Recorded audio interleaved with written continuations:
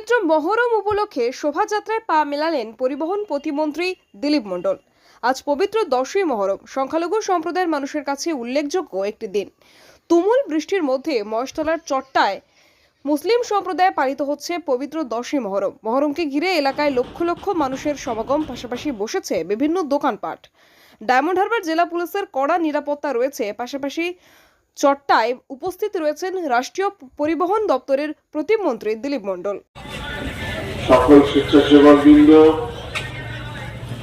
এলাকার ব্যবসায়ীবৃন্দ, বচ্চায় উপস্থিতি নাগরিকগণ, এতদ অঞ্চলের শুভবুদ্ধি সম্পন্ন মানুষজনকে মহরমের শুভেচ্ছা, অভিনন্দন, ধন্যবাদ, নমস্কার এবং সালাম জানাই।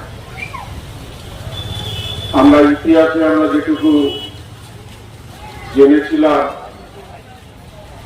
যে ধর্মকে সামনে রেখে ধর্মের যাতে সেই সম্মান, মর্যাদা এবং ধর্মটাকে সঠিকভাবে পরিচালিত হয়, ধর্মের মধ্য দিয়েই নিজেদের অধিকার, নিজেদের স্বাধীনতা,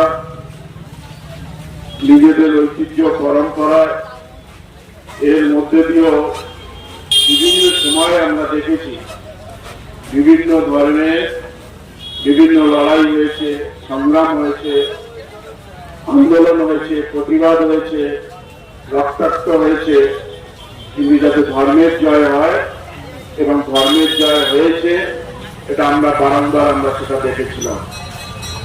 এটাও ঠিক সেই ইসলাম ধর্মটাকে যাতে তার সঠিক জায়গায়। শেখ সাইফুদ্দিনের সঙ্গে গোপাল সিলের রিপোর্ট, ডিএন নিউজ বাংলা।